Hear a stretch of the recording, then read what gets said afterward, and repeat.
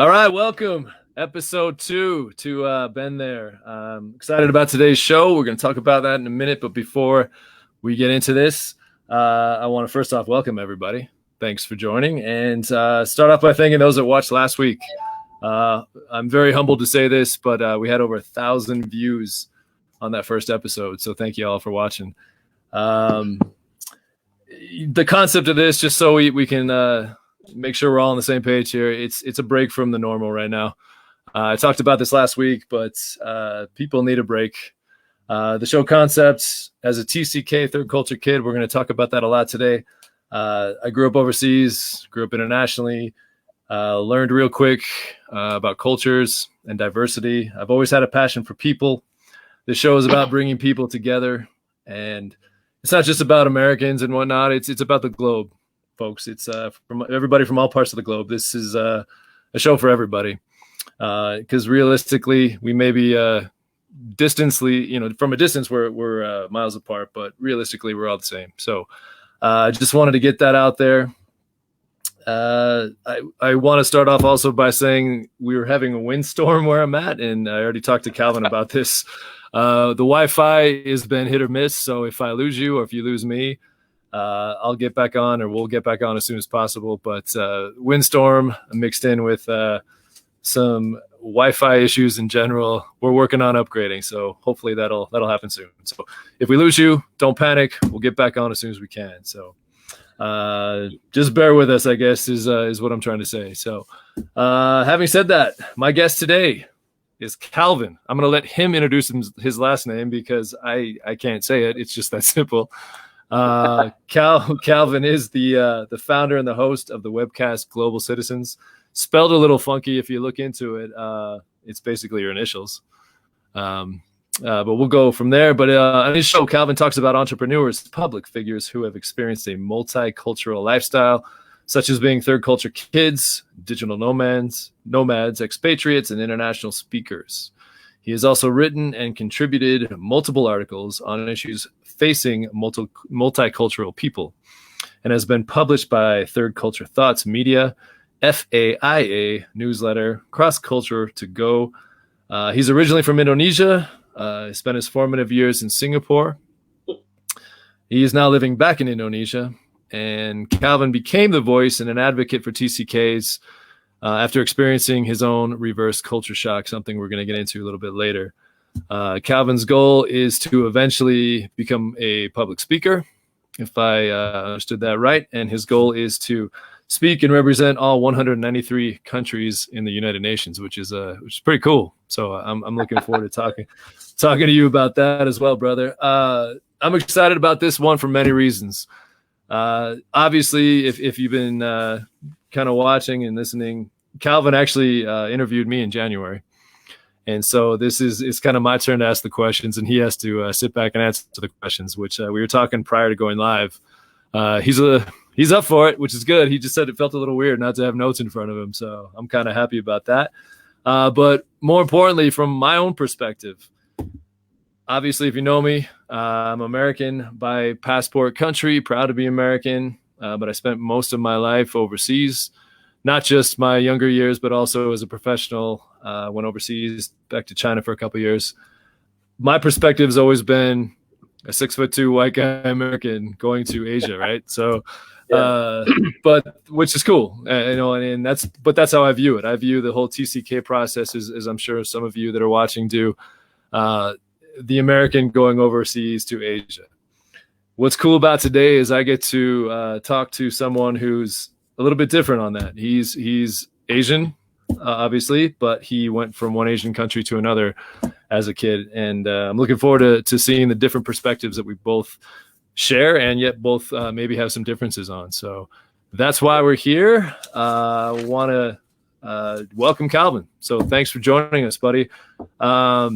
Before I let you do some talking here, I just want to, again, thank you for getting up this early. I know it's, Monday morning? You're ahead of us right now. So 8 o'clock, is that about right? 10 minutes past 8 in Indonesia here. All right. Okay. In Jakarta, right? We established that you're in Jakarta. So you and I both met while I was actually, it's kind of a funny story. I was scanning the internet Most people on here know that I write, and I've been working on another book, TCK type of book. But I was scanning the internet when I wrote my first book. There wasn't a whole lot on TCKs, and it was more my experience and whatnot. But I've been trying to dig a little deeper and do some more research regarding TCKs. And so I went online and I started looking around, and all of a sudden I came across your show. And I thought, what is this? What TCK? This guy actually, I thought maybe it was something different, like it was a different kind of TCK, So I thought, okay, I'll give it a try. And I clicked on and watched an episode, and I was hooked, man. I watched it just sitting there in awe because it was somebody who was talking about my lifestyle, how I grew up. And I can't remember who exactly you were talking to, but I just, every word for word, I was just like, I get it, man. I get it. And I need to get in touch with this kid. And so long story short, those of you that are watching, I reached out. You and I talked on the phone right before the New Year, I think. Yep. Maybe about a week before the New Year. It was after my 21st episode, I think. I was interviewing Mr. Ocean Reef, who is actually from New Zealand, but he's living in Australia. He is the #1 publisher in Australia. And he worked with a lot of celebrities like Tony's Child, William Shatner, to publish their books, and over 40 of them. Yeah, he and I've actually spoken a little bit, so he's a good guy. But yeah, you and I talked, and then about a week and a half later, lo and behold, I was on your show, and you were interviewing me. So I think it was the first one of the new year, which was an honor, man. Thanks for having me do that. So since then, you've also you and I were talking about this earlier. You've also had my brother on, and he was super happy to do that. I've talked to him since then, and he loved every part of that. So, but having said that, I know I just read your bio. We've got plenty of time to get through questions, but in order for people to truly understand my guests, I want them to talk about themselves, meaning you. So if you don't mind, if you, I know your story a little bit. Obviously, people who know you do in the third culture kid community is getting to know you more and more every day. But I kind of want you to explain your own story. I want you to sum up basically where you were born, talk about your family, where you ended up living as a kid, and why you really got involved with all this. Your schooling background, everything, and how it developed into a show that you've produced now. So go ahead, man. All right. Thanks a lot, Ben. Really love the introduction. All right. So hi, everyone. So So just to help Ben a little bit, my name is actually Calvin Karuniawan Widjaja. Not to worry. There's no way I would have gotten that right. So. I actually have problem pronouncing it last time when I was a kid, and in fact I actually am an Indonesian Chinese. So I've always been an Indonesian by passport, by lifestyle, as when I was younger until I was 11 or so. So after which I left to Singapore. So at that time, I think the year was around 2004. Yeah. So at that time, there was a lot of trends at that time, for parents to send their kids overseas. I think at that time the economy was well. I'm not sure about that. And as an 11-year-old kid, I can't remember what prompted me at that time. So I actually visited Singapore once for a holiday, and I really love it. The thing is this: I've always been really interested in multicultural subconsciously as a kid. So the thing is that in Indonesia, like when you see commercials and etc., it's always somewhere from overseas and etc. So when you look at it, as a kid, I don't know, I thought they're Indonesians, but the thing is, of course, they have different skin color. They don't look like me, or in fact, like people around me. So, but when I was in Singapore, that was my exposure to international exposure. I guess I get to see all these kinds of unique individuals, because Singapore is a melting pot of culture in its own rights. It's one of the 4 Asian tigers, and they celebrated 4 different races there. Chinese. I was gonna say, hey, for the viewers right now, I don't mean to cut you off, but explain the Asian tiger thing. I get it, but I think a lot of people who haven't maybe been to Asia don't quite understand it. So, all right. So Asian tiger, or the 4 Asian little dragons, is a term to describe the 4 of Asia's countries, which is considered with a highly developed economics. So along with Singapore, Philippines, and South Korea, and was it Taiwan? I can't recall which one is the 4th one. So they are the countries which has the highest gross domestic in terms of economics. So they're basically the four richest Asian countries. Okay, so at that time, I think when I got exposed to all this new environment, it kind of stick in my mind. And years later, when I actually asked my parents, "Hey, can I study here?"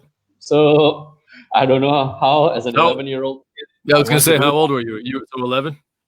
Yeah, I was an 11-year-old kid. I told them, Yeah. "Hey, can I study here?" Wow. And I don't know why at that time. I think it was also because, as I mentioned, there was a trend at that time for parents to send their kids overseas. So my parents, okay, they just agreed to it. Right. So at that time, of course, it's because they thought after a few years he's just gonna come back anyway. But in the end, I ended up staying there for 15 years. Holy cow. And Oh, well, wow, that long. I didn't realize it was that long. Okay. yeah, I Yeah. came back. I stayed with my aunt, who I consider as a second mom, and with my cousin, her son, who himself is actually a TCK. He's a Korean. Okay. He has a Korean dad, an Indonesian mom. He grew up in Indonesia. He lived in Korea, and he's lived in Singapore, and he's now back in South Korea. So, yeah. That's awesome, man. Yeah. Where'd you go to school then when you were in Singapore? Where was it, local school, international school? How did that work? Okay, so I actually went to a local school. I didn't go to an international school, and Wow. that in itself is a challenge to a TCK. So a lot of the system in Singapore is actually helps to train you to have a TCK lifestyle, even though you don't know it. But the thing is this is because in Singapore, most of the public school does not have elevator school. At least during my time, they don't have elevator school. So once you finish your primary school, Yeah. when you go to the equivalent of middle school, you pretty much you will change where you want to study. You will be somewhere outside of your neighborhood.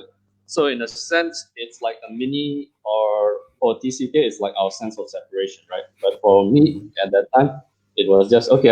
I can still see my friends anyway, since Right. I still live in the same country. The thing is with me is this: when I was in public school, firstly is that I'm older than most of the kids there. I was at least 2 years Oh, older really? because Yeah. at that time when they required me to take a mother tongue, I took Chinese, even though I'm given the right to be excused of mother tongue, but I still want to attend a Chinese class, Yeah. which at that time was because that was the intention to be able to prepare me to handle the world internationally. Because as we know, China's economy is huge, man. Right. So along with that, at that time, I took Chinese lesson. You know, I was 2 years older than most of the kids there. Well, I was bigger than them since I was 2 years older. Yeah. Right. So the thing is that it gave me a sense of seclusion of my own because, Mm. well, I don't understand what these kids that they find interesting as fun anymore at that time. I was about to hit my preteen years. These kids Yeah. are kids. So I don't like it. I mean, I don't hate them. So I Mm. tend to keep to myself. And along with that, there are several TCKs themselves. They came from another country.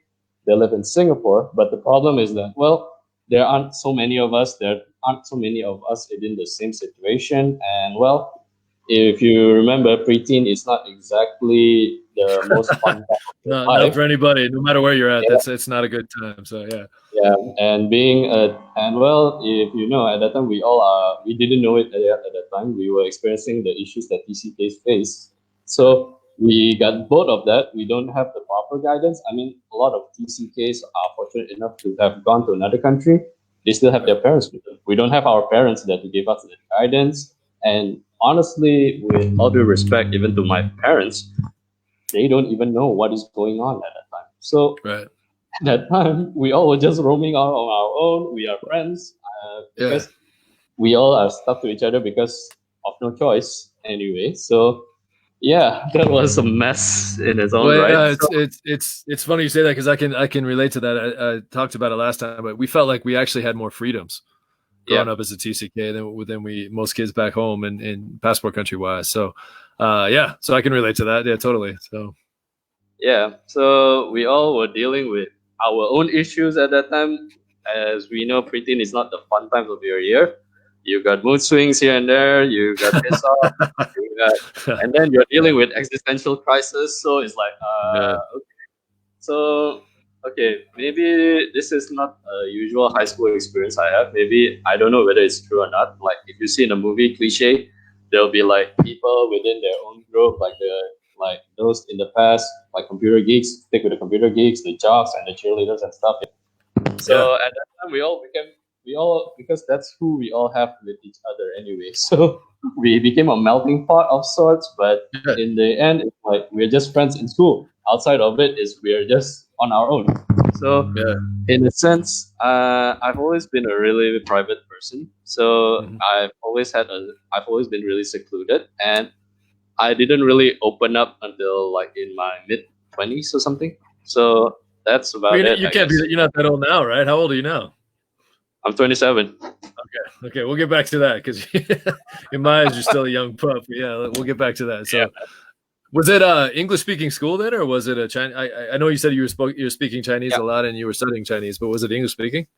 Yeah, it was an English speaking school. And this is the funny part though. The thing is, in Singapore, the English is, people like to call it Singlish. So the Mhm. reason Yeah. being is that it's a direct translation. Some of it is a direct translation of the Chinese dialect into English. So as a result, it created its own sense of identity. So that was actually the first cultural challenge I had.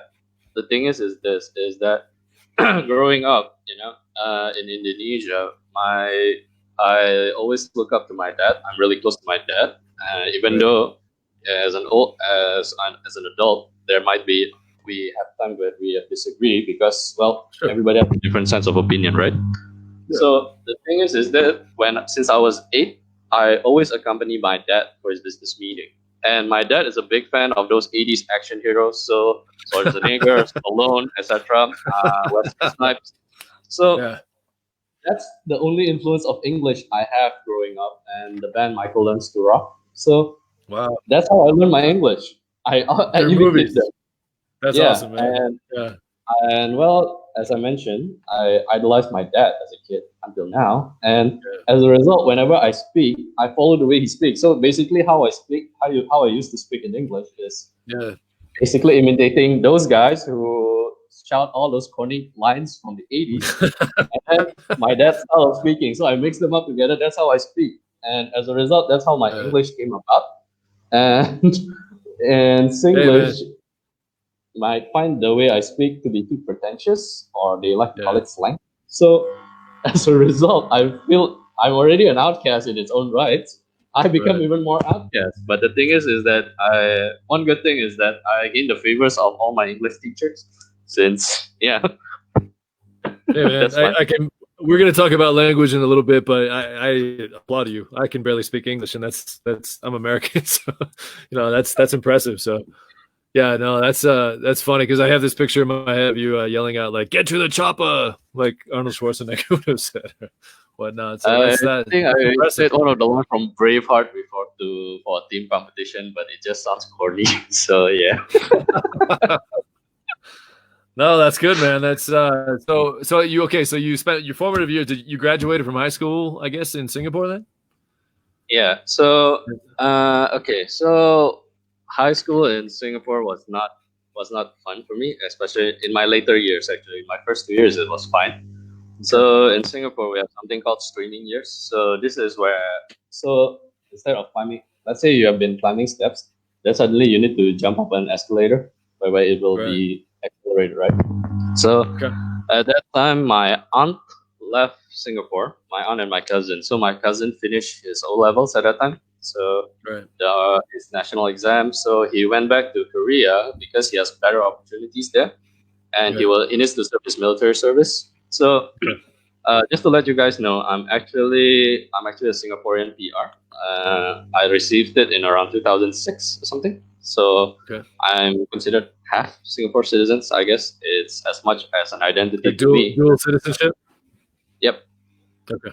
Not directly dual. I mean, in most Asian countries we don't carry dual citizenship like they did if you're American and Canadian.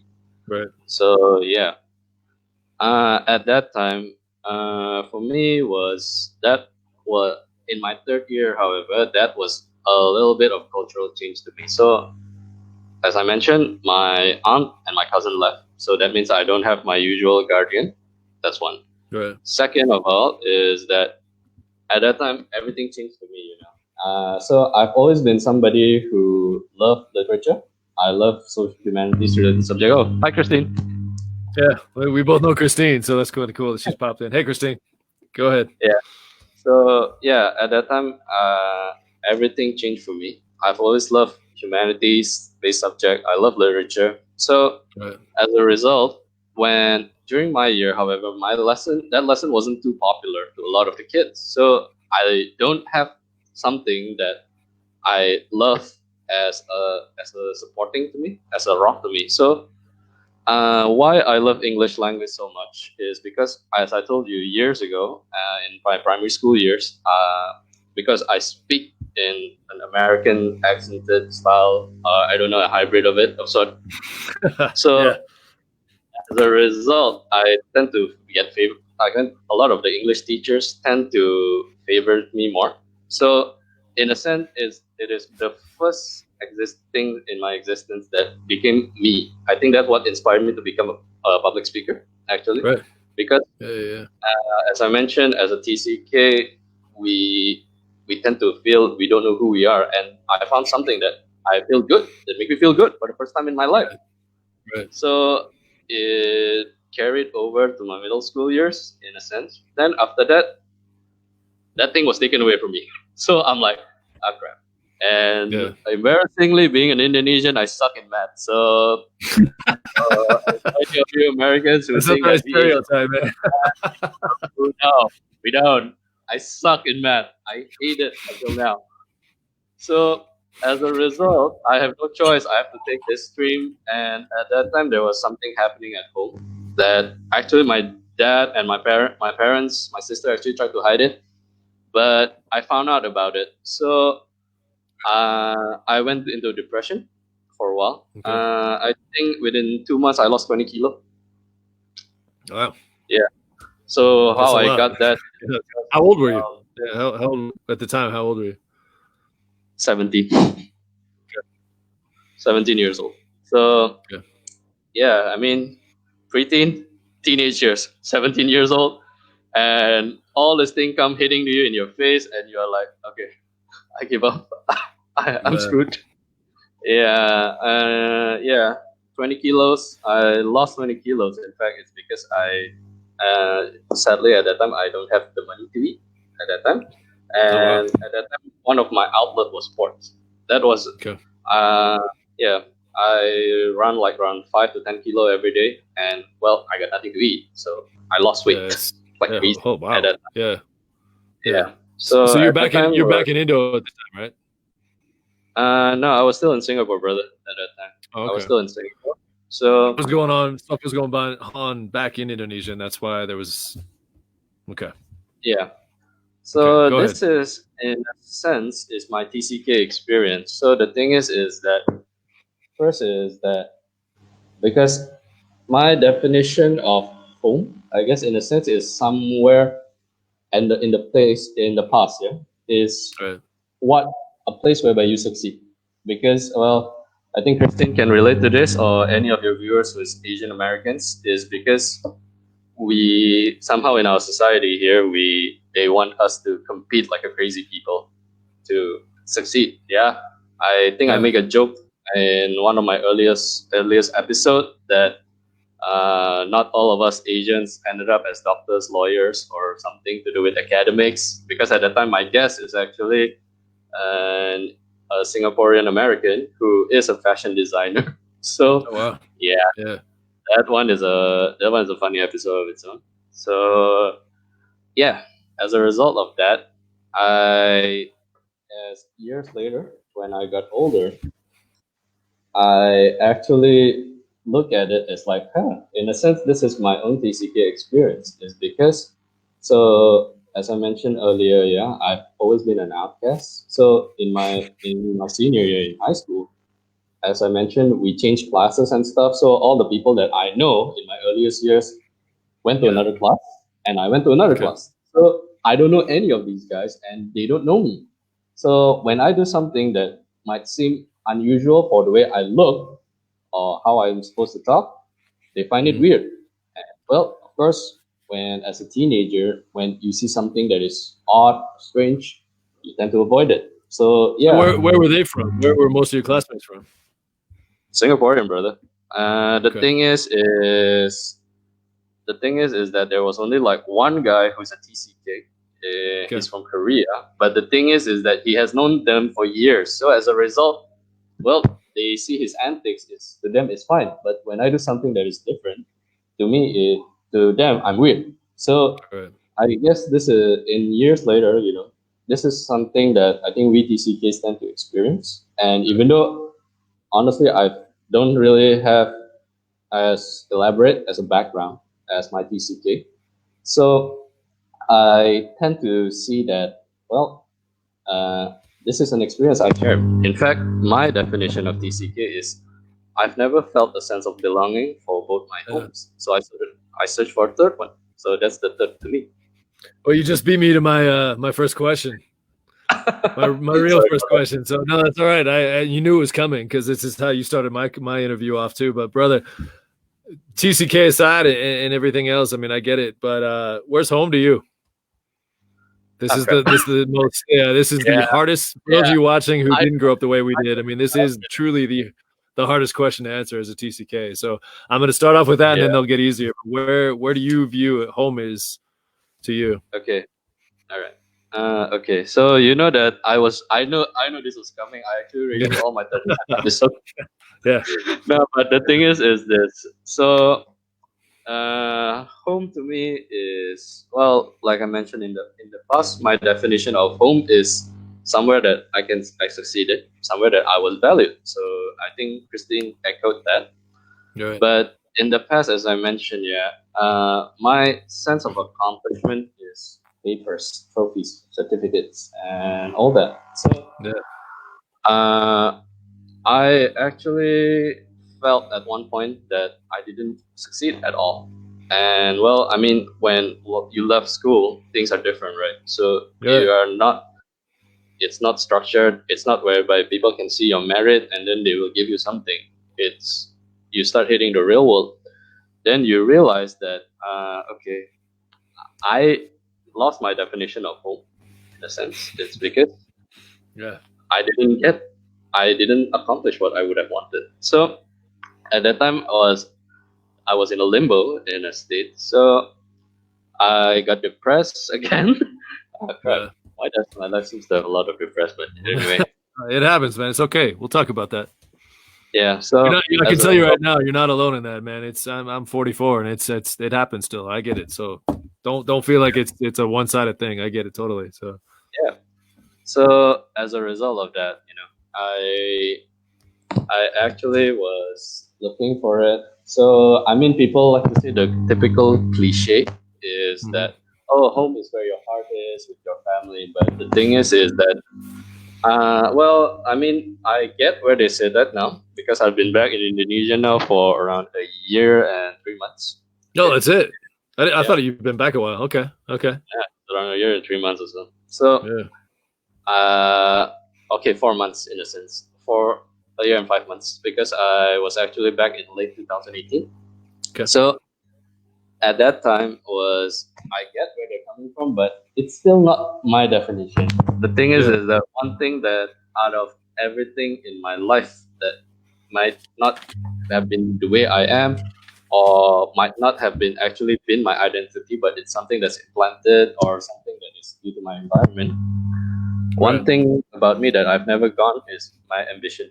I've always been a really ambitious person, but the thing is right, that I'm not somebody who's gonna shout it out loud like a crazy people. Or sorry yeah, about that. Yeah, if you're somebody who follows some of the teachings that actually do that, hmm I'm if that's why I think okay. So he's actually a TCK, and recently he passed away. Kobe Bryant is one of my personal idol. Oh It's wow. because Kobe is a guy who Oh yeah, doesn't yeah, seem to be a happy-go-lucky. Fight for your dream. Now he will tell you if he lost, kill the guy at the next time you meet him. Make sure you know that you're better than him. So is something that Yeah. resonates Hell more. yeah. Yeah. Mhm. In fact, his favorite quote that I love is channel the villain, unleash the hero, because you have to embrace the negative side of you to succeed. And I've never been somebody who Yeah. liked to hear happy, yappy kind of positive notes, I guess. But when I hear that, it's like, okay, Yeah. this resonated with me. I want it. That's that's the thing. My ambition has never gone away.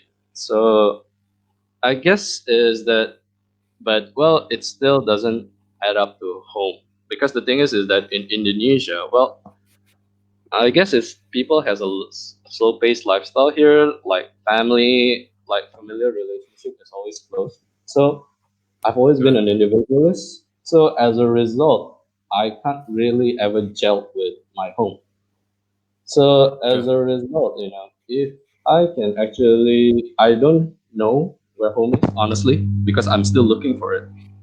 As I said, I'm a TCK. I don't feel I belong in both my home. So I look for a third one. So I guess Yeah. if it's an ideal home, I guess, is where, Yeah. firstly, is somewhere that embraces you for who you Yeah. are. So I guess, let's say, maybe if I can make it into more specific, yeah, Mhm. whereby the people don't just judge you for the first 7 to 15 seconds of knowing you. Do you It's feel somewhere judged that back? people see. Let me stop you real quick. Do you feel judged back in Indo? Oh yeah, all the time. Do you? Okay. Because I want to. Oh, we're gonna get into that later on in more detail, but I just had a quick question about that. If you do feel judged, because that's something I don't necessarily experience here. I've got great friends here. I've been back in the States on and off for 20 plus years. But I get what you're saying. You never quite feel like you're part of it. You know what I mean? So it's even though I was born in the States, grew up overseas, but came back, and I've been back 20 years. I've got great friends. I mean, a lot of these guys that are popping up on this little chat thing, uh, you know, they get me, they understand me, but it's an intrinsically Yep. uh, misconception, maybe. But yeah, it's a struggle, man. Every day. So I'm 44 years old, and I still struggle with it. So I feel you. I get it. So Yeah. So for me, is firstly is maybe I can break it down into two parts here. So firstly is, well, somewhere that whereby people don't judge you for the first 15 seconds of knowing you, 7 to 15 seconds. I think this is the typical way that people recognize it. I can, Christine, if you know about this on the psychology part, this is your area. So yeah, yeah, uh, I think a lot of issues happen in the world is because we always stick to what we know, what we love, what has been ingrained into us since we were young, right. and exposure to something new make it into a contentious relationship. I mean, there are times that you can embrace it easily, but people who usually does it is like 1 out of 5 who Right. does it. So the odds are still not in your favor. That's one. And second is actually maybe in terms of who runs the home, is that Mhm. people who might not have the most qualified skill, maybe are hopefully they do have some skill in it, but there are Right. people who keep that in mind, that we are serving the people. We know that whatever we do is for the people. So even if you might not be the best, but as long as you have the intention, you have the attitude, you can still work it out. Right. No, I appreciate that. That's an honest thing. So I Yeah, get it. I mean, thank you. yeah, I mean we our backgrounds are so similar yet so different, and yet I understand what you're saying completely, brother. Yep. I'm gonna shift the conversation just a little bit. I know this is something that all of us TCKs get to regarding misconceptions of TCKs. Yep. Um, it's a wild situation, yeah, right? Because misconceptions. Because let me just start off by saying this: when my brother and I first moved overseas, and when my family moved overseas, we'd come back to the States in the summertime. But we would get, wow, you lived in Hong Kong, or wow, you lived in Taiwan. So do you guys ride water buffaloes to school? Like, what's that? I mean, is it through rice paddies? I mean, granted, I am a little bit older than you. I told you the age thing would come up, but we sincerely, until I was a senior. I mean, I graduated from Taipei American School in '93, and I was still getting that question. when I go home and Wait, when did you graduate in from the Taipei American? US, that's 93, man. I'm old. Dude, I was born. Yeah, I was born. 1993, not 2003. Oh god, I was I just. know. Welcome to my world. That's why I was gonna. Yeah, Oh god. yeah. Well, let's move on from that. Yep. Yep. No, Okay. but no, it was crazy to me because there's so many misconceptions, and that there's the spoiled factor, which wasn't true at all. I mean, a lot of kids that do grow up overseas, yeah, for sure, their parents are working for companies that obviously pay for a lot of stuff, and that's fine. That's part of the gig. That's one way to entice them to actually move overseas and get that experience, and it's very common, right? So, but my dad, when we first moved overseas, he was in the corporate side of McDonald's, Yeah. and we lived in Hong Kong for 3 years, and then he left McDonald's, started his own company. So we certainly weren't of that norm. We were still over there, still got to experience so many things, and I'm very thankful for that. But it's not always the picture that people perceive it to be, and so that's why I wanted to ask you this. In terms of misconceptions, being a TCK, can you relate to that? Can you speak on that?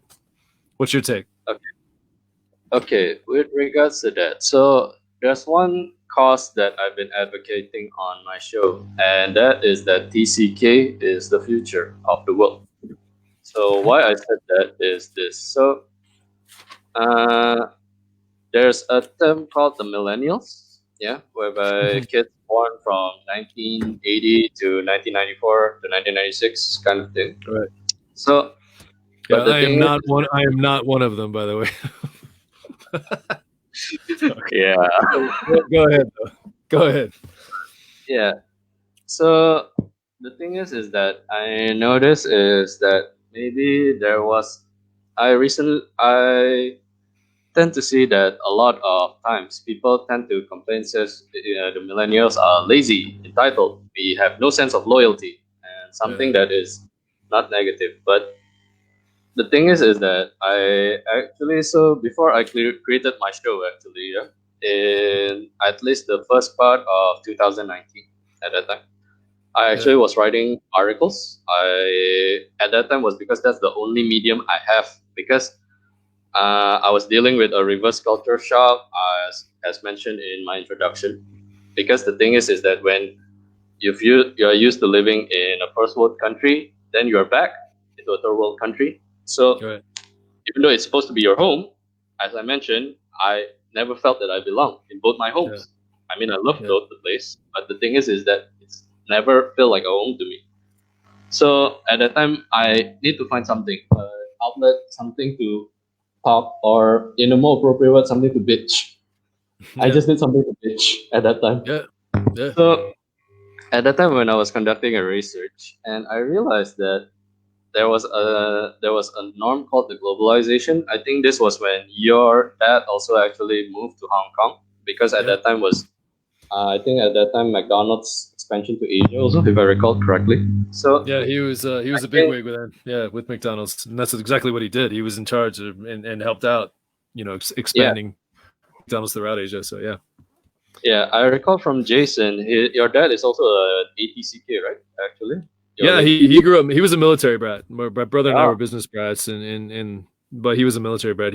His first. My dad, ironically, his first language was actually Japanese. I don't know if my brother mentioned that, but yeah, he was Japanese. yeah, He well, obviously English. He knew it, but as a baby, my grandpa and my grandma were living in Japan after World War II, and oh, they had a IE or a maid and whatnot, and she would teach my dad Japanese, and he actually yeah, picked up on the Japanese faster than he picked up on English, and so he would start he started speaking Japanese before he even spoke English. But yeah, they traveled around, but he was a military brat, so he didn't come back to the States until his I think he was in 8th grade, came back to Pennsylvania, so he was outside the country and up until then. So yeah.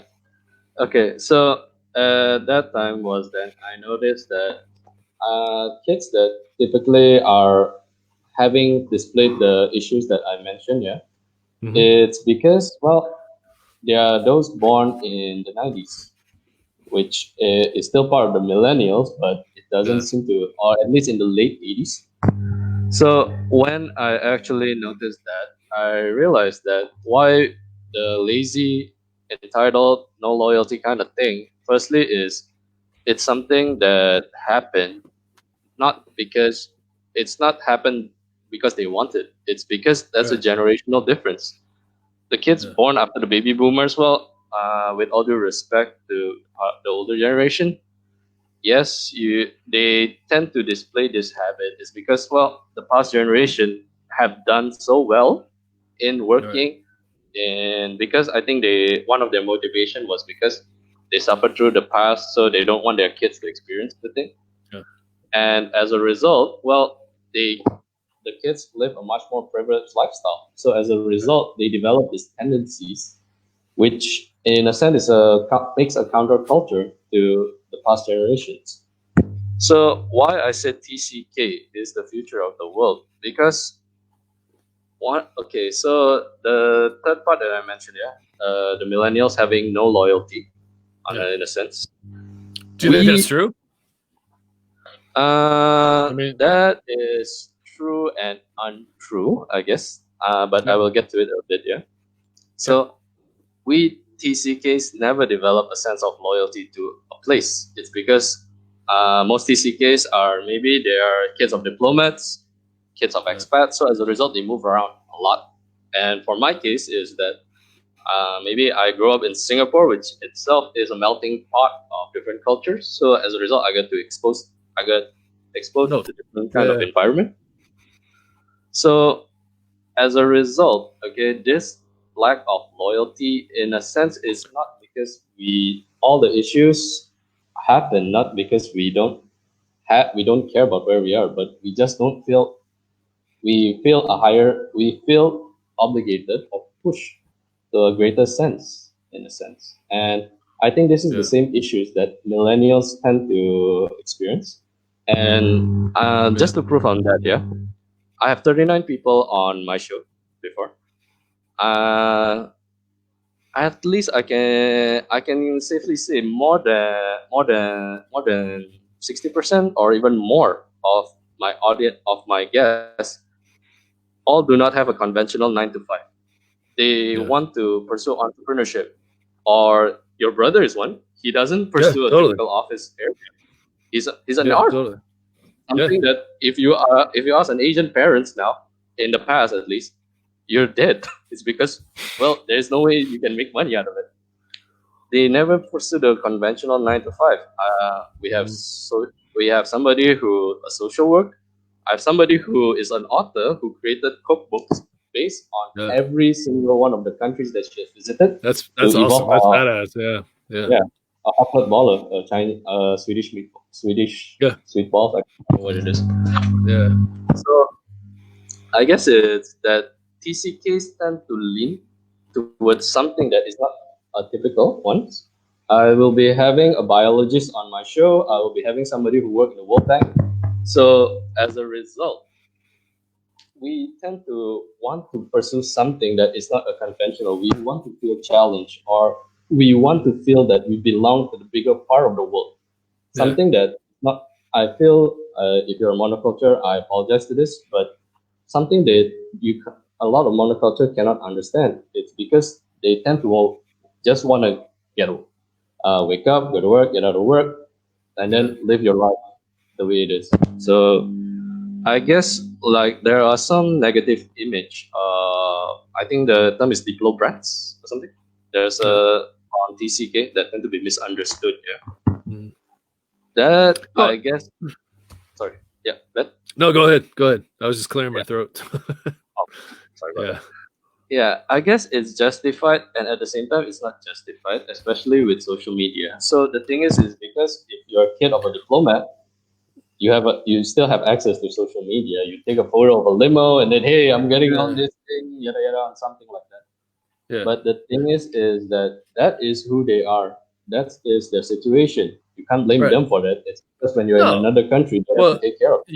you just hit it on the head too. I mean, with social media and the expansion of that, I mean, we didn't have that. Even me, I don't think I'm that old, but we didn't have that. I mean, we were just kind of expected to follow a certain path, right? Yeah, I kind of feel like I fit in somewhere in the middle. You know, I yeah, totally understand the concept of 9 to 5 and the safety issues and all that. And, you know, yeah, you work hard, you get, you know, but I also, the fact that I'm a writer and I do some other things, I mean, I totally get where you're coming from too. But I do think the expansion of social media has allowed Yeah, that, and that's not necessarily a bad thing. You know, it's just different generations. I mean, every generation, you know, yeah. has their own thing, right? So Every generation express themselves in a different way.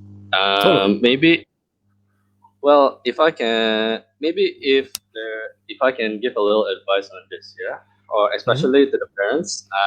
I'm not trying to criticize anyone here, but you work hard to give them what you guys don't have, but there are times that you guys forgot to give them what you actually have: tenacity, persistence, and all this. Because Uh, at that time was, in a sense, I think your late father could relate to this, is because yeah, war or something that is not a situation that is most convenient or comfortable for your family can scar yeah, people. The thing is that those who went through all this appreciates peace, or in fact success, more than anybody. So as a result, they tend to want to provide for their kids something that they yeah, don't have.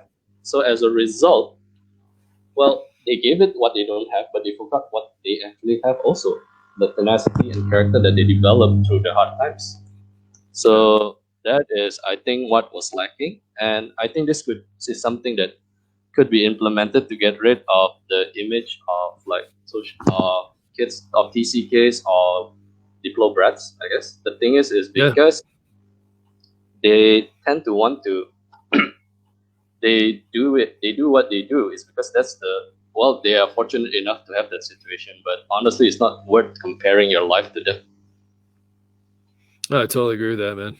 I totally Yeah, agree. That's yeah, wow. That's, you just brought up some things I never thought about too. So that's I appreciate that. So I'm going to move along a little bit though. In terms of identity crisis, we talked briefly about that earlier. yeah, The struggles that TCKs face.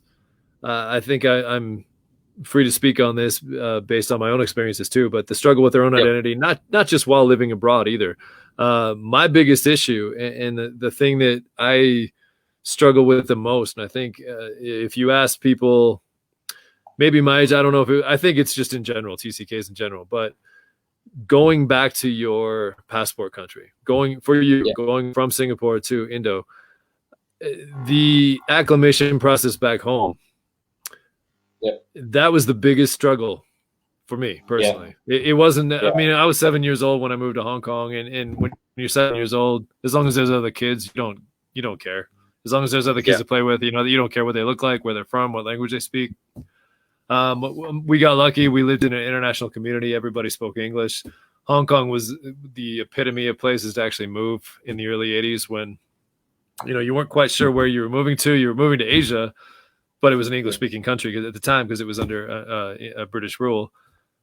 yeah, But coming, you know, I spent 10 years. I mean, significant years. 7 years old when I moved to Hong Kong, and then 17 when I came back for college. I mean, I've said this many times. I said it on the last episode too, but like, you know, I'm 6'2". I was a white guy, you know, no big deal. I'm supposed to look the part. I look the part. Everything's great, but yeah, intrinsically, oh, what a struggle. And I still find that, you know, there are things. I'm American. I've lived back in the States now 20 years. I mean, I spent some time in China, but I struggle. And I think yeah, most TCKs do, trying to figure out that identity, self awareness. It's not something, you know, where it's a scar or something you can physically see. It's an internal thing. I yeah, just wanted to see if it, from your perspective, from someone who's from Jakarta, yeah. moving to Singapore, back to Jakarta, do you experience that, or have you experienced that same kind of thing? You do realize I created a show out of the same frustration, right? I need to go back and watch all your shows, I guess. But yeah, let's. But I truly, I mean, you probably experienced it, but you on your show, you probably, you know, had your Yeah. guests talk about it. But I want to hear about you. What was your take? Okay, so yeah, I can definitely relate to that. So as I mentioned, when you're moving back to a first world country and you move back to a third world country, yeah, and Yeah. this third world country is supposed to be your home. And by the way, I've been to both Indonesia plenty of times and Singapore. My parents actually lived in Singapore after Taiwan, so I've been to Singapore many times. Great places, great people in both places, but very different in terms of Yeah. extremists. So, yeah, go ahead. Okay, so we actually had a chat recently with some of. I actually had a chat with recently with some of the TCKs who had lived in Jakarta before. Okay. So the thing is this. So it was really a frustrating culture shock to me. So in Singapore, like I don't have to feel really, really worried at that time. It's because first I don't have to learn how to drive, and in fact, just to tell you, if I can drive, I hate to drive. I don't. I really hate to drive. Now the thing Wow. is because cars is stinking expensive. Like if you want to pay, if you want to get Yeah. a driving license, Yeah. for one lesson you have to pay like I think if you're private, it's around $100 at that time, Wow. and you don't. And not to mention you have to buy the car, you have to buy your license plate, and well, the maintenance of the thing is nuts. That's one. Yeah. And in Singapore, public transport and facilities available everywhere. So yeah, it's convenient, it's comfortable, it's fun. So it's Yeah. easy to get it everywhere. But in Indonesia, you have to be able to drive. If not, you can't go around anywhere. It's not we in Singapore. There's a trend like let's say you want to go to a location, right? You just have Yeah. to mention the train station that you're heading to because that's where everybody will meet you. Yeah. But in Indonesia, you have to go to a specific place, and well, if you take a train to there, well, you're never going to reach it because it might go around somewhere out of the blue, and Yeah. then well, you still have to take another like Gojek and Grab to even get there. So let me tell you guys one funny story. So when I was in Indonesia, I think at that time was my second or third month or something. I took I took a Grab car at that time, or was it Go car? I can't remember. So within the first 15 minutes of sitting down, the driver asked me this: "Hi, how are you? Are you married? When are you getting married?" And yes, Yeah. this is not my mom. This is not my mom answering Yeah. asking me this. This is some guy randomly driving me in a vehicle, asking Yeah. me this question. And let me tell you guys something. Like when I was back here, I think my parents actually told me this. If you want to go out drinking, you have to bring along. Well, you have to bring us along. I'm like, are you kidding me? Really? I was Yeah. 26 at that time, and I'm not really. I'm not really a big guy. I'm 5'8" or 5'9", I can remember. And the thing is that I've lived alone for years. I was in the Yeah. military. I know martial arts. And the thing is that they told me you can't go anywhere unless you bring us along, especially for drinking. I'm like, are you kidding me? I'm not a kid. Hey, it doesn't But matter, man. I'm 44 and my mom still wants to know where I'm going all the time. So it's all good. I get you. yeah, and at that time there was Uh, one time I was heading back home. I was already in the car back then, but my phone died. yeah. And the thing is that by the time I reach home, I charge it. I realized there's actually at least around 17 calls from my parents combined. So 17? yeah, Oh, wow. Okay. I'm like, Yeah. guys, I'm fine. No, but the Yeah. thing is why the reverse culture was something of a pain to me. It's because well, firstly is well, they worry that in Singapore, a place that is considered like a haven of sort, like a Yeah. place that is safe, a place that is No, convenient, where I've had some good everything, times in Singapore. Trust me. It's a good yeah, place. Yeah. yeah, where everything Yeah. is really convenient, right? And then Yeah. you're back Yeah. in a place whereby, firstly, is well, Chinese are the minority here because in Yeah. Singapore, Chinese is considered it's not is the majority in a sense. Hmm. So Chinese being the minority here, well, to be honest, there are times that we are in an unfavorable situation and we might be put in a situation that will cause harm to us. Yeah. So as a result, I didn't know it at that time and I adapt to it quickly. But the thing is they just worry at that time that I might know about it, I might get myself in unnecessary trouble. But yeah, I get where that's coming from. Right. And yeah, No, I get that. Yeah, the parents will always be parents, brother. yeah, That's never going away. So, but I get it. No, it's an overprotection thing. I get that totally. So, with that said, kind of jumping back on the identity crisis situation, but excuse me, attachment issues. yeah, As TCKs, I've experienced this. I know other friends of mine that have gone on and kind of lived the same situation yeah, that I have, but living in the same place for it's a funny concept. But I get antsy. yeah, I've lived overseas. I've lived in certain we're always, as TK TCKs, we're constantly on the move, right? Yep. And so I'm asking you, do you get antsy? Like, do you feel like, okay, after a couple of years or maybe a year, I don't know, but is that something that still resonates with you in terms of not only wanting to go to new places or experiencing new cultures, but also commitment issues? And when I say commitment issues, I mean, do you ever go? I'm saying in the big picture here, because I'm not, when I'm talking commitment issues, I was 43 when I got married, and it wasn't necessarily that I was afraid to commit to that, but maybe it was a fear of missing out. I don't know. Maybe it was a fear of missing out on not living that expat life. I still got to do it, and I'm glad I did. Yeah. But in terms of attachment issues, living in the same place for a few years, that was always a thing. Lifetime commitment issues. Can you elaborate on maybe how you feel about that? Do you have? Maybe you don't. I don't know. But maybe attachment issues. I've always felt that's kind of a thing with us TCKs. We kind of think in terms of maybe 3-year increments, and that's at least in my opinion. And so it's somewhat of a struggle when we were in the same place for too long. So yeah. So earlier I mentioned, we TCKs always want to feel that we belong as part of the bigger world, because that's how our life is. So yeah, I actually tell my parents that every 3 months I have to be in Singapore. Actually, I can. So you do go back. You go back. Now the thing is I'm not lying at that time. It was because I actually have to renew my. I actually have access that every 3 months I can go. Yeah. I have to be back. But the thing is I can actually do it online now. So why I still do that is because I need to go out. There's no way I can survive it here. I think my older sister and I share this. My older sister is an expat though. She has to be back in Indonesia. For me, I have to be back in Singapore like every few months. Oh, wow. Because it keeps us sane. It really keeps us sane. Yeah, because, I get it totally. So I get it. Yeah. Well, I guess is that this bug is difficult to get rid of. It's because when you have lived like over 20 years of your life, maybe doing this lifestyle, and then suddenly you have to adapt to something that is, well, you just have to be stuck in one place, do the exact same repetition every single time. It's hard, it's painful, it's tiring and exhausting. And the thing especially when the majority of the people around you don't understand that that's what you're struggling with. That's the thing. Like I mentioned it earlier, like physical scars are one thing. When people can see like a broken bone or things like that, they get it, right? Yeah.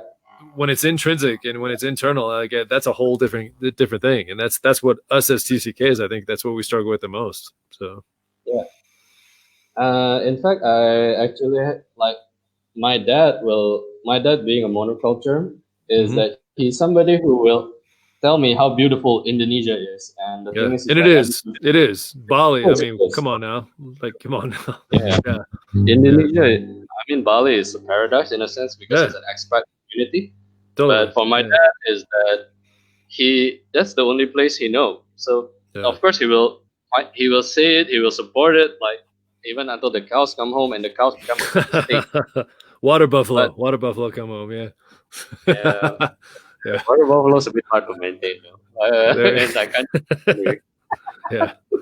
No, but the thing is that I guess it might not gotten easier. I think is that if you find the right partner, I'm sure you'll find your wife about it. So I think it's easier to settle for a while. But the thing is that you still have the itch to travel. At least it's not if it's not going to live overseas. But no, it doesn't go away. You know, you can push it down. Yeah, you can push it down. You can hide it for a little bit, but it's going to resurface. I mean, that's never gone away. Luckily, yeah, you're right. You and I talked about this when you interviewed me, but I got lucky. I have a wife that loves to travel, and so that makes things a little bit easier. But it's an itch that never goes away, and I totally agree with that. And it's funny. I don't know if I told you this or not, but a couple of nights ago, some friends of mine that I grew up with in Taipei, we finally did the Zoom thing and we got on. There were about 9 or 10 of us on there, and it was just like we picked up right where we left off, and we all have the same vibe. You know, it's like we haven't physically seen each other in years, but we all have the same itch. We all have the same wants. We all have the same just it doesn't go away. So I totally get that. So Yeah, and I don't think it's supposed to go away. You see, No. uh, this is something that I think one of the motive for my show is because I want you to be able to see what is life like on the other side, what is really Right. like, not Yeah. that beautiful thing that a tourism company will do to promote their country to come to you, but the Hmm. reality of it. The reason being is that when you sees and experience the positive and the negative aspects of a different country, you adapt it and it become a part of you. So as Right. a result, it makes you into a better, more rounded individual. When you draw Yeah. wisdom from every place, everywhere else other than where you are from, you grow. And that is, I think, what makes us TCK such highly adaptable individuals. It's because, well, what we do. I mean, Yeah. Totally. yeah, I mean, if uh, I've lived in Singapore for 15 years. I mean, I'm Chinese by born. Yeah. I mean, I hang around the most with the Caucasians. I guess it's because, well, it's the most of them are the ones who are TCK. So as a result, I can Hmm. relate to them. But Yeah. I don't like to do things in. I don't like. I enjoy anonymity. I think this relates more to a Malay, and I do know when is the need to be blunt. Something that I think an Indian tend to share. This Yeah. is this is the this is some traits that I picked up along the way. Well, you kind of got me again. You jumped the ship a little bit, but in Yeah. terms of two questions, this is a double part question then. So, in your opinion, the TCK lifestyle, blessing or a curse? And on following up with that, friendship wise, do you feel more comfortable with uh, friendships that are cross cultural, or do you feel more comfortable with those that maybe are Indo or maybe from Singapore directly? Like, what's your take on that? How friendship wise, like I said, is it easier to make connections more with people that have grown up the way you have, or is it easier to make connections with those that from your passport country or maybe even Singapore or whatnot? So, again, Yeah. blessing or a curse is a TCK, and then friendship. Talk about that for a little bit. So, All right. Okay. So TCK, whether it's a blessing or not, yeah. mm-hmm. This is something for a younger TCK, I guess. So it is a. You will realize it's a blessing when you're older. But Yeah, yes, totally, man. as when Ben was on my show, I'm sorry, it's gonna life is a bitch for you. It's a bitch. I told you about my Yep, preteen years, my teenage yep, years, whereby I feel like I'm an outcast my whole life. And the yeah, thing is that I tend to be somebody who like to keep to myself. I value my privacy. So, right, but the thing is that when I grow older, I realize the need for me to actually open up to people. I yeah, mean, I can create a show. I created my show sometimes out of people that I just randomly meet on the internet. I mean, that's how it yeah, happened with me and Ben. We yeah, just meet totally. on the internet. I, So I you want to come talk accidentally to us? found you. There's no way around that. I accidentally found you, man. So go ahead. Yeah, Yeah. So as a result of that, you need to open up when you get older. And I realized I actually have this connecting capability in yeah, that I've never known I can do it actually. But yeah, it's a blessing, and you will realize it when you're older. But it's tough when you're younger because yeah, especially that you already don't feel that you belong. Second, you have to deal with a lot of emotional stuff that, well, you have to deal on your own right. So as a result, yeah. there's too much things that's going on, and you feel that it was really a pain at that time. It was a burden. But as you grow older, it becomes a blessing for you. And my advice is just be patient with it a bit. Time heal wounds, but about that, and as a result, time also makes you grow. That's one. Sorry, what's Yeah. the second part of the thing again? Just in terms of friendships, cross culturally. I mean, do you find it easier to Uh, make friends with cross culture people such as yourself, or is it easier to like now that you're back in Indo? Do you feel it easy to go out, nah, and make friends? hell, Yeah, hell no. yeah. Because I'm gonna let you answer. Uh, Then I want to kind of follow up because I have my own thoughts on this too. So go ahead. I think we always tend to lean with the sense of familiarity on that sense. Yeah, it's because to me, it's always easier to make friends when you're a fellow cross culture. Of course, the thing is because I mean, do try to make friends with monocultures, but the Sure. thing is that it just doesn't feel the same. You see, like a certain experience that to us is just considered ordinary to a monoculture might seem over exaggerated. And the thing is that, well, you tend to not understand whether they are really trying to be your friend or they are just trying to take advantage of you, in a sense. So Yeah. it becomes hard to trust people. I mean, I know that, well, we TCKs, and second is that when we are friends with a monoculture, we might tend to rub people the wrong way. So the thing is this: TCKs do not have we don't have the pleasantries. We are not. I think a lot of you who are TCKs who are watching this can relate to this, Mm-hmm. because we are so used to be in an environment whereby we might not be there for a long while. We can't we don't need to we can't afford to be able to just with the pleasantries. When we immediately meet them, this is who we are. You like it, you don't like it, get lost. Or if you like it, hey, we're buddies for life, kind of thing. So it's not easy with a monoculture, but you still have to be able to adapt to it. I mean, at the end of the day, we are chameleons. But the thing Yeah. is that it's a bit tougher as compared to a monoculture, because we could talk about things that might not be considered the norm, and well, it works. It's fine. Because to us it's a common experience. Yeah. So yeah, I mean it's easier with a monoculture, but that doesn't mean you have to push No. as a Yeah. multicultural. Yeah, and I can relate to that totally. Like I said a couple nights ago, I talked to people that I went to high school with and actually middle school with. I've known Yeah, them 30 plus years, and it's so funny the connection that we have. It's like we picked off right where we left off. I mean, we laughed. I mean, just stupid shit too. Like it's not it's not even nothing that drastic or dramatic or anything like that. But it was just they get you without even an explanation. They get you just because, right? yeah, I think that's part of being a TCK. Now, on the flip side of that, you brought up a good point.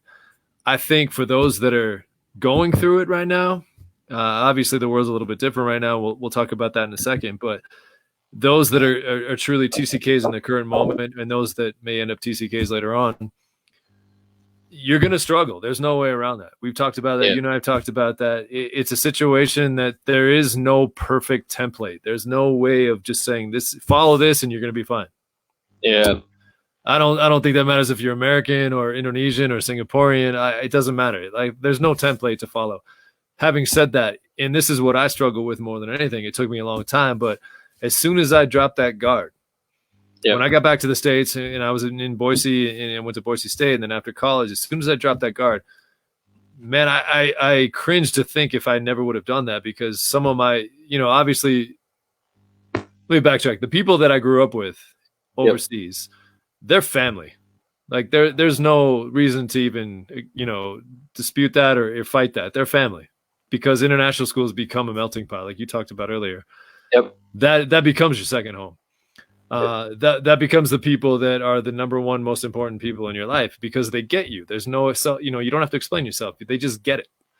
yep, That correct. doesn't necessarily go away when you go to college. Now, in order to, when you go back to your home country or your passport country, I cringe to think about if I never would have dropped. And I did have a guard up for a long time. I had a wall up for a long time, which is probably why I was 43 when I got married, right? And probably why I did push people away. I think that's a very common thing of us TCKs. But when you meet the right people and they just accept you for who you are. I mean, I've got friends up in Boise, my best friends up in Boise. I've got best friends here in Utah. I've got people that they don't care where I'm from. They just care about me. Yeah, But the way that happens is you have to let that guard down. I still indeed. struggle with that. I'm not perfect, as I'm sure you're not, right? And it's not even a generational thing. I think I mean, again, we keep bringing up the age thing. You're a couple of years younger than me, couple, right? So, but I think it's a situation where you truly have to just give it a go and just kind of take a breath and step back, because I sit here and while you were talking, I was actually thinking about my boys up in Idaho, and I was thinking about my friends here in Utah. And if I never would have just finally allowed that wall to kind of crumble down a little bit, man, I would have missed out on some great friendships. I mean, it's something that it's not easy. I mean, you and I have talked about this multiple times.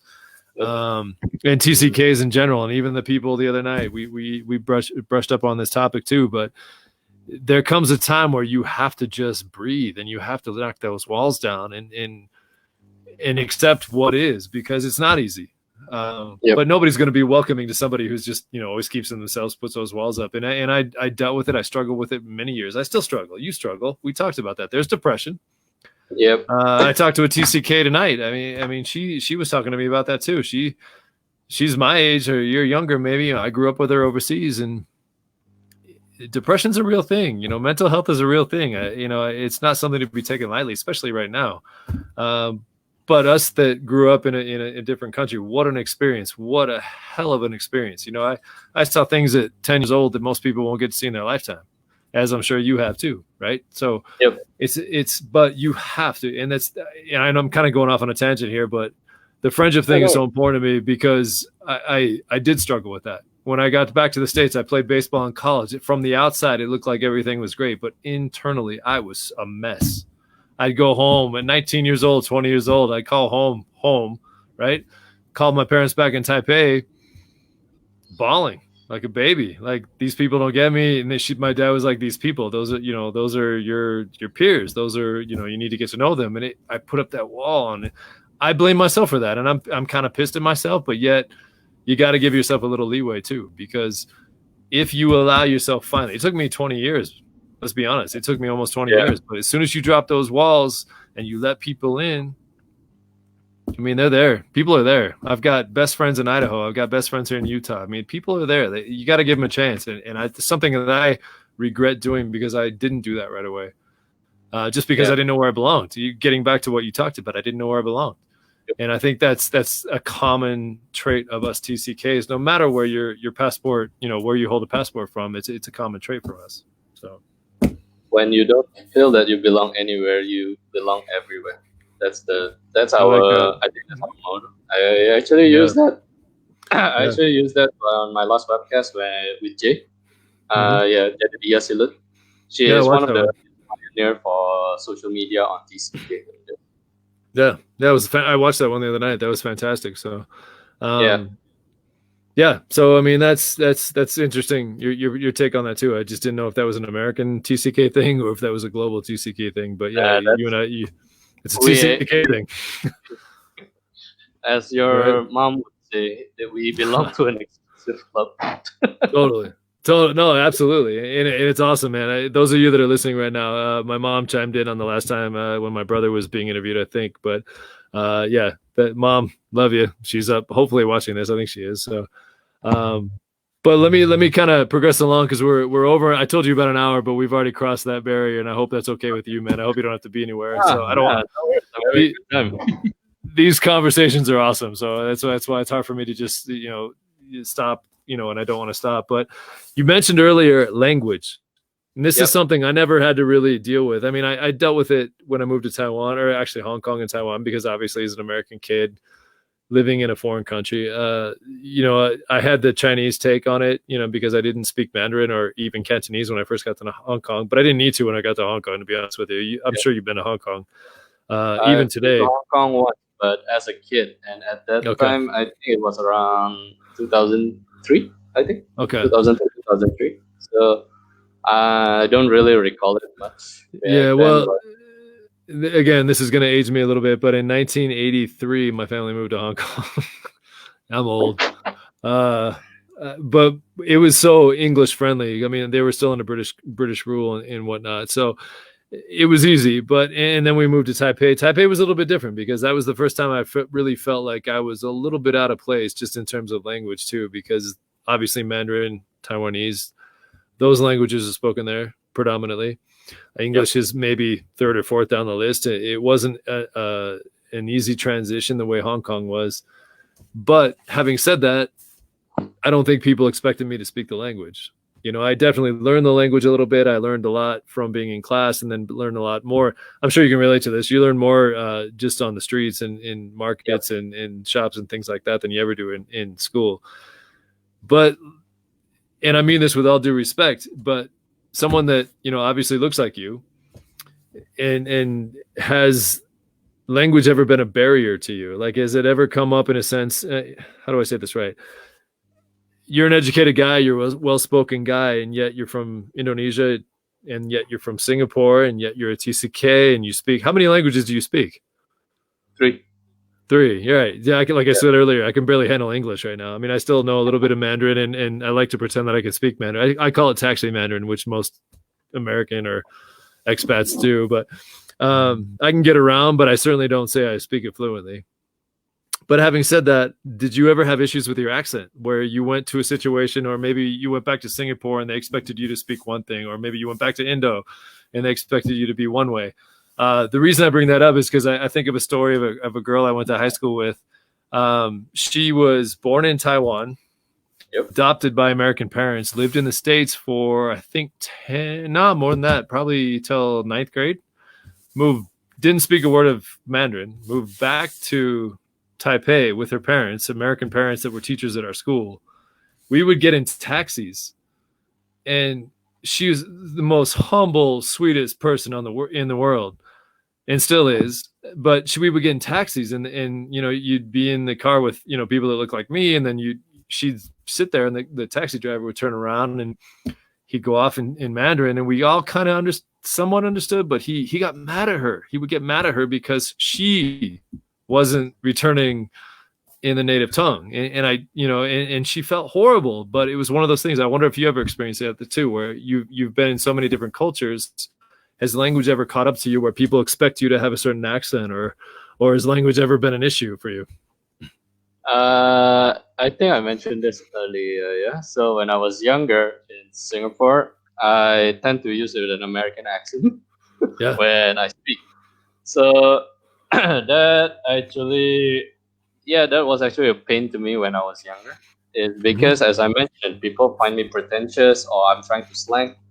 So, but it comes as a blessing as I'm older. For one thing is that it makes me sound mature. So the thing is that at that time, being at 25, 26 or something, when a lot of the jobs that I used to do is sales related. So they don't really buy it when you're a kid. So as a result, when you can speak this way, and at that time it's really easy for me to actually grow a beard. So I shave it for the show. But the thing is that yeah, there's too much gray in it now. I'm shaving on purpose. There's too much gray in it. So go ahead, man. Yeah. So as a result, when I meet people face to face and I speak in a way that is supposedly different from who I'm supposed to be, they find it as respectful, I guess. Yeah. And believe it, I actually do struggle a little bit in Chinese. The reason being is that I'm much more tuned to English language. So when it comes to Chinese language, I tend to have a bad tendency to just translate my Chinese to English. So as a result, it becomes crap. And like when I was doing my business with my dad, with our Chinese client, I tend to just maintain a lower level of conversation. The reason being is that I worry I'm going to say something stupid. So yeah. Language is really important in this sense, especially around the world, because when you can speak their language, people who are of that country are attuned to you. The reason being is that it shows them that you respect them. There's a study in this. I think I wrote a paper on it once. When let's say you are having a dinner with somebody, if you eat the same thing as them, the exact same order as them, they tend to be more inclined towards you because they sense an affiliation with you, an affinity with you. So that's the importance of language, I guess. And well, you have to learn it, you have to master it. You don't have to master it until like you are as good as a native speaker, but it's good to do it. It's because it shows respect to who you are meeting, especially if they're from another country. Quite a little fun fact. So I was in South Korea I think around December 2018 at that time. Mm-hmm. So at that time we were late. We were late for a cab that we booked. So we were late by around 5 to 10 minutes. So in Singapore or in Indonesia, in fact, people don't get upset about this. But when we were in that vehicle, we were getting scolded by the driver, sorry. We were getting scolded by the driver. They value punctuality to a T. they really value punctuality to a T. And I don't mean to insult Korea, of course, but the thing Yeah. is that this is not a common thing. I guess even if it is done in where we are from, it's easily within a forgivable thing. But the thing is that we were scolded by the driver. Of course, at that time Wow. he was just Yeah. screaming like an old So man. same kind of thing. Yeah. Yeah. Yeah. We don't Yeah. understand what's going on anyway, so we're just Yeah, well, the fun, but yeah, you look like me, and you never have to worry about that, right? So in Asia, they just assume you don't know, but that could be yeah, that'd be good and bad too. So yeah, indeed. no, So that's yeah, funny. but Yeah, language is important is because it allows the people that you meet of that other country to respect you or feel affiliated to you. So yeah. yeah, I actually struggle with Bahasa Indonesia compared to all my two other language. It's Throughout, because when yeah.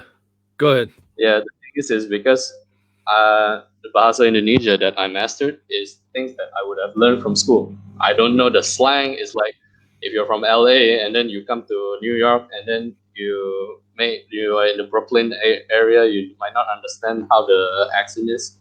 So I experienced that a lot of times. So Yeah. yeah, Do you feel you still have the Singlish, or is that acceptable in Indonesia? Like, how do I they can treat that? I can switch to Singlish and proper English at any time because Okay. I can just I know I'm quite attuned to it. Yeah. So it depends on who you're around, basically, right? Is that kind of Yeah, yeah? yeah, I which get is why that. when I'm in Singapore, most of the time I spend my place at a networking event with a lot of expats. Yeah. They're the ones who can understand what I'm talking about. It's just me being myself that I'm most comfortable with. Right. No, that's yeah. I get that. So luckily, that was like a blessing. The flip side of that is when I got to Shanghai, I did like again. I like to say I speak taxi Chinese, taxi Mandarin. And when I got there, I was an administrator, and I had a couple of people that worked for me, and they would. I don't think they realized that I could understand a little bit of what they were what they were saying. So it was always kind of fun to like I went like a couple months before I actually said something where I could hear them in the background and they were talking. It was about me, which was all good, nothing negative. But like one day I finally just was like, okay, today's the day. And I turned to them, I just went off in Chinese and they were like, like he actually speaks Chinese. Oh boy, they didn't know, they had no idea. So it was kind of a funny thing. So, but that's why I just wondered about language. I mean, I looking the way I do, I never had to necessarily deal with, we lost Okay. Oh yeah, Calvin. You there? yeah. I'm back. Yeah. Okay, so but yeah, language is definitely an interesting thing, and just one thing I didn't know in terms of how you deal with that on a day in and day out. What language do you speak the most these days? Is it English still, or is it back in Indo now? Uh, Are you Still English. There's a WhatsApp chat group for a lot of TCK. So it's Mhm. actually created by Jay. So yeah, I speak Oh, English okay, with them. And okay, at home, I have to speak Bahasa Indonesia or yeah, Chinese with my dad. My mom okay, is only Bahasa, but I do speak a little Chinese with her gotcha, since she want to learn about it. gotcha, okay. Well, let's move on to just a couple more questions. Let's we talked earlier about maybe the travel bug and just having a hard time being in one place for very Yep. long. But in terms of the travel bug, I mean, I'm gonna guess you like me, my passport's a prized possession, man. I love hopping on an airplane, being in an airport. Yep. I feel home at airports, and I'm sure you do too. Like it's one of those Yeah. crazy things. I actually sleep better in hotels. I feel more comfortable in airports. People always ask me all the time, "What do you do on an airplane for 13 hours?" I'm like, it's heaven A lot because of nobody can things. reach. Yeah, lots of things. It's heaven. I can sleep. I can watch movies. I can do whatever. But getting on that travel bug concept, is there anywhere that you haven't been yet that you'd still like to go? I don't know where all you've been. Have you been to the States? I mean, is there anything that really you is itching you're itching to go to? Let's see. Singapore and Indonesia is of course my two most prominent ones. I've Yeah. been to India on a military exchange trip. Oh I've been wow. to the Philippines. I was really young at that time. Mhm. It was for my cousin's wedding. She married a Filipino, Okay. and she's a Korean. Hmm. I went to South Korea. Yep. Okay. Let's see where What about else. Europe? Have you been to Europe or North America, South I haven't been America? to Europe. I'm supposed to go to Thailand once, but the thing is, Okay. was at that time there was a TB outbreak in my house, so Oh, I can't go at that time. okay. So one place I would like to visit, I would love to visit LA. I'm a Yeah. Lakers fan. Yeah, Sorry, there you go. No, that's yeah, all right. That's all right. I'm a Lakers fan, so I would love to catch a Lakers game. And well, we can't really go anyways. It's Yeah, we're right stuck at now. home. Right Yeah, now, which right. is actually a great transition because I want to talk. You and I talked about this before we went live, but obviously the world is an interesting place right now. It's Yep.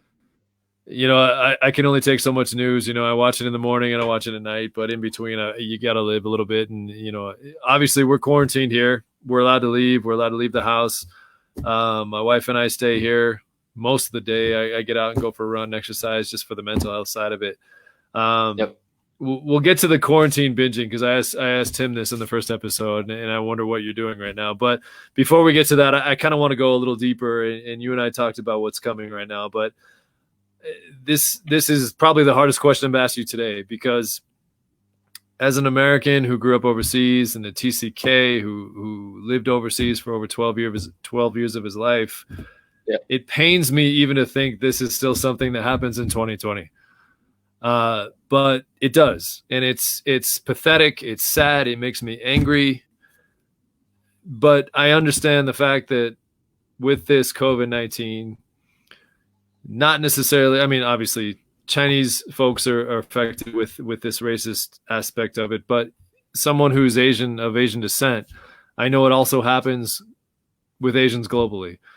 Have Yep. you been affected in terms of facing any backlash or the racism part of it's so I'm sorry, it's just mind-boggling to me that in 2020 this is even happening. We even have to talk about this, but this is a time where we should be as a global people be Yeah, we united, should be right? united, right? We should be united, and this isn't about race anymore. It's about this is a serious thing. This is something that's going on. This is affecting everybody from North America to South America to Asia to Europe, all the continents, people in general. It doesn't, borders don't matter anymore. But Yep. I can't even fathom. I sit here in the comfort of my house in Salt Lake City, Utah, and it pains me. As someone who spent so much time in Asia, when I hear stories of racism and blame and I get it. I get the I don't want to say logic because I don't think it's logical, but I get where some maybe narrow-minded people are coming from. But in terms of you, you and I, Yep. we're very similar on so many levels, but obviously we don't look alike, and I don't have to deal with maybe the daily things you have to deal with. But from your perspective, have you had to face any kind of backlash personally, or has your family, or just being Asian? Is that if you can talk about that? I think a lot of people would love to know how that's affected. I sit here in the States, but someone who's sitting there in Jakarta right now and in Asia right now, how does this affect you and your family and your those of you Indonesians and Asians in general? So Okay. So yeah, I get where you're coming from. Yeah. So when it comes to the racism part, I've actually posted some of the articles on my own page, in my Global Citizens page. Yeah. So the thing is well, it saddens me, of course. But the thing is this is that I try and I don't want to keep a grudge on that. So the thing is this: people fear the unknown.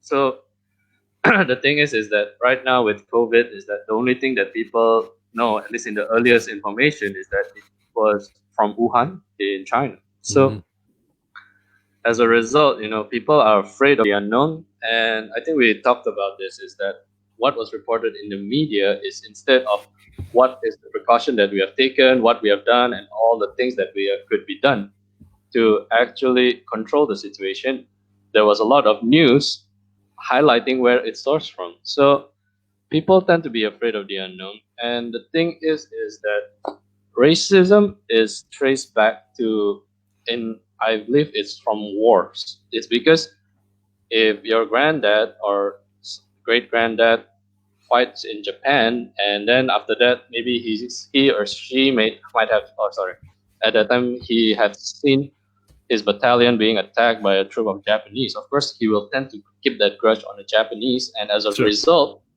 well, this is passed on to all the progenies and stuff. So I, I mean, I don't like it. I'm saddened about it. But the thing is that I don't think it's a grudge that's worth keeping. I think this is actually a lesson for all of us globally on why sometimes we have to be smart on where we get our information from. Is because yes, maybe some of our elders are experienced and they already have a lifetime of ideas on this. But the thing is that some of the lessons that they have passed on might not have been the best. It's because it's some of them have their own personal feeling or personal grudge into it. So as a result, it carried over unnecessarily. I mean, my family has not been affected directly, but I do know that some of the people were affected by it. In fact, I did know that two of my past guests was actually feeling it indirectly. Like the landlord was telling them that, hey, will you guys be okay staying here?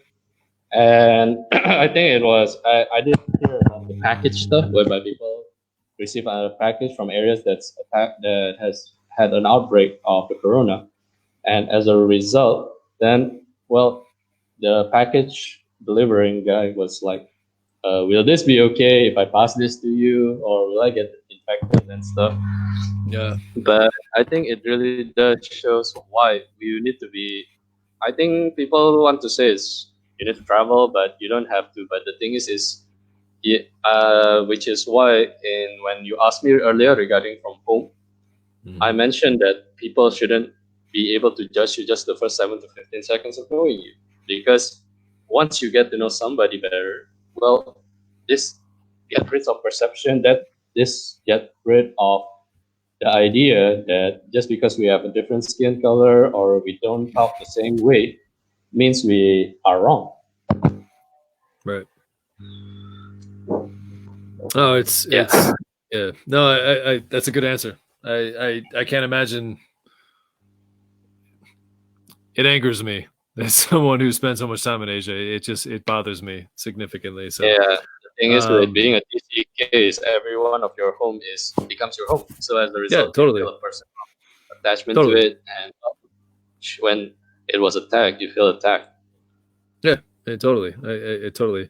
On the and that's a great answer. And I'm not belittling anything right now, but I want to kind of lighten the conversation. One of the things Yeah. I do with this, the concept of this is and maybe we'll make a little more, I guess, happy tone right now. But this is kind of the last question I'm going to ask you. We've been going for an hour and a half, and I could talk. God, I could talk 4 hours with you, brother. I don't want to hang up, but I know there's I know you probably have things to do and whatnot. But the last question. This is kind of a fun one. This is just there's no rocket science behind this. There's no anything, no strings attached. But I'm a beer guy. I like to have a beer. I like social conversations over beers. Send me That's some. right. I haven't got it. Yeah, I was gonna say you told me earlier you've had a little drought right now, I guess so.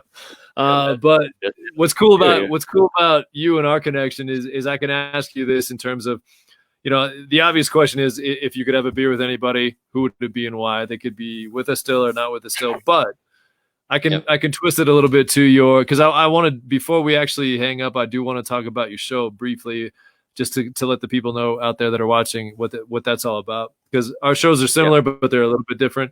That said, if you could have a beer, or in your case, if you could have any guest, anybody to come on your show, spend an hour with somebody on your show, beer on your show, whoever, and why, who would it be? I've mentioned him earlier, so it's impossible already. It's the late Kobe Bryant. I mean, come on, man. There you go. A TCK icon.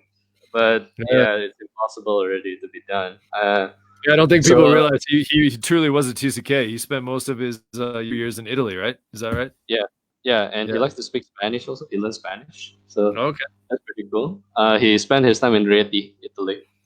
So I guess it's actually I'm a Laker fan, as I mentioned. So Shaq, Shaq is actually a TCK, by the way. He grew up in Wild Flicken. He was the military brat. That's right. That's right. I forgot about Yeah, that. But yeah, he is. Yeah. he always mentioned it with regards to he doesn't like to call his stepfather a father. So he called him his father because Yeah. he believes Sergeant Harrison, his late dad, was the one who raised him, put him into, and gave him the guidance to be who he is. Ray Man, Allen you know your and stuff. You know your stuff. Yeah. Wow. yeah. Did you say Ray Allen too? Yeah, Ray Allen's a military brat. Yeah. Yeah. It's funny when I mean, Barack Obama. I mean, there's a ton. There's a ton out there. A lot of tons of actors, things like that. I mean, there's a ton of us out there. Yeah. Go ahead. And I think it's somebody who actually inspired me to actually started doing this in the earliest ways possible, and that is the late Dr. Martin Luther King. Dr. Martin Luther King was the champion of multiracial, of the white, of African American, and of course the Native American. So definitely, I would love to have a chat with them. But of course, yeah. Let's say if it's somebody that's still alive. Okay, sorry. Steve Kerr, Ray Allen, and Shaq are still alive. But the thing is also the TCK. I think if it's within a reasonable one, there's a guy called the Flying Dutchman who is actually a DJ in Singapore. So he's actually one of the first person who inspired me when I first started it. Is because he's actually Dutch, but the thing is that he lived in Singapore even longer than me. And as a kid, I can't see who he is at that time, but the way he speaks was like me. So at that time, I tend to lean towards him. So I actually do know I actually know his insurance agent. So I was hoping that he can be a future guest for me. That's awesome. Well, get him on, yeah. And speaking of which, let's talk about your show to kind of wrap this whole thing up. Let's talk about your show. Explain your show to people just in terms of what you do and why you started and what it's all about. So go ahead and talk about your show. Okay, so Global Citizens, as you know, it's written in a funkiest way, is because when I first started it, it's called Global Citizens, the proper spelling. But I found out that there's actually an organization called Global Citizens. I think they're a media newsletter for TCK, or I can't remember what it is. So I don't want to get sued. So I thought, okay, what should I do with it? Then I realized, oh wait, my name is C. Calvin Karuniawan, which is my middle name. So I just put it. Then it's Global Citizens. So how it was inspired was when I mentioned I had a reverse culture shock when I returned from Singapore to Indonesia. So at that time, I actually wanted to do something cool. I wanted to write a book. And at that time, I think it's something that you did last time. Yeah. So at that time was that I didn't know though if my book is going to be popular, or I think if people will even be interested in it. So what I did was I break down some of the chapters into articles. But the thing is this. So when I was doing the articles, I was in Singapore one time because I was visiting some family, and as my mental break, so I actually attended a networking event. It was actually one of my past guests is actually the keynote speaker there. I actually met a guy who's also a TCK. He grew up in California. Now the thing is that I don't say he's not a bad guy. I guess he's a really spirited guy. The thing is that, as I mentioned, sometimes TCK we don't have to filter because we are used to be in an environment we cannot have the time to sugarcoat it. This is who we are. Yeah. So he was really outspoken at that time. So I remember this line when he was talking to my past guest, who is the speaker there. You've written 2 books, because she was a 2-time Amazon best-selling author. So you've written 2 books, I've written 8 books, and yet you're on stage, and here I am here. So I want to know how you do it. So at that time, I was thinking, oh crap, if I just follow through with the book idea, I'm definitely gonna ended up somewhere like him. So at that time, as I mentioned, I want to be a public speaker, as that is actually it is actually one of the earliest thing in my life as a TCK that make me feel good about myself, being complimented for the way I speak, because it's who I am, right? Yeah. So at that time, but when I wanted to do that, I mean, like guys like Tony Robbins, Tim Ferriss, or maybe some of my past guests, Eric Fong, who is actually an international speaker in Singapore, Yeah. or maybe a renowned Asian speaker himself, Mr. Peng Jun. Some of these guys, well, they talk about sales on motivation. I mean, there's nothing wrong with it. I mean, they're doing Right. fantastic in it. Yeah. But the thing is I mentioned I was in sales earlier in my life. The thing is I've never felt that I accomplished enough in sales. And I mean, I can create some content about it, but I just don't feel right. And I'm not a motivating kind of guy. I'm a TCK, for goodness sake. If I'm an ass, you have to expect me for being the ass that I am. I can't sugarcoat it. Yeah. This is who I am. You like it, you don't like it. If you like it, Yeah. hey, we're buddies for life. You don't like it, fuck off. That's it. So That's- I'm not a motivating kind of guy. So yeah. I sat back at that time. I was reflecting. So I left in Singapore is because I was burnt out. I was exhausted. So my last employment was actually with a British. So he's actually a really nice guy. He's by no means a bad boss. He's not a micromanager. But the thing is this: he's stubborn, and if you've ever worked with a British, is that they expect quick results. So they he wanted the business to run immediately in the earliest possible way. At that time, we started work in October, which, if you guys have lived in Asia, it's actually, or in fact around the world, if you notice, it's 3 months before the end of the year. So Yeah. there's no way we can get anything done because every one of the key players would be gone by then. And the thing is that if I have no proof of it, I mean, I admit I didn't do a good job, but some of the people I met at a networking event actually do contacted me and they do want to use the product after Chinese New Year. So it really was timing issue. So at that time, that one, and as I mentioned, I went back to Indonesia. If those who are watching this, if you have Asian parents, yeah, you know how pain in the ass it can be. Tiger moms, Yeah. tiger dads, right? Yeah. Yeah. So the thing, I mean, come on, a 26-year-old told to go to bring the parents for drinking. Right. Come on. Hey, at least they The buy thing, the drinks, right? Did they buy the drinks? well, in the end, I work for my dad anyway for now. Oh, So the that's thing is this. yeah. Well, when I was working with my dad, there's a lot of cultural differences that and generational issue that I just couldn't handle. So I was exhausted. I was burned out. So as a result, at that time, I was sitting down. Then all of these issues all get out into one. So I was thinking, how can I get my voice out? How can I get my voice out? Or I mean, well, to those watching this, yeah, I mean, there's no way I want to put out my life in social media, and I don't think that Yeah. I hope there's nothing out of it. But I want it to be something that is of value, something that is I know is close to my heart, so that when people do listen to it, they actually receive an actual value from it. I don't care if it's for monetary or not. And as I mentioned, I just need to bitch. Yeah. So at that time, and the idea I had was actually inspired by one of my past guests, Eric. And that is when he started off as a speaker, he actually does it by Facebook Live. At that time in 2009 when he started, so Facebook Live was still at the earliest stage. People was Yeah. just selling stuff online, the gadgets things. So I thought, okay, let's do it the same way.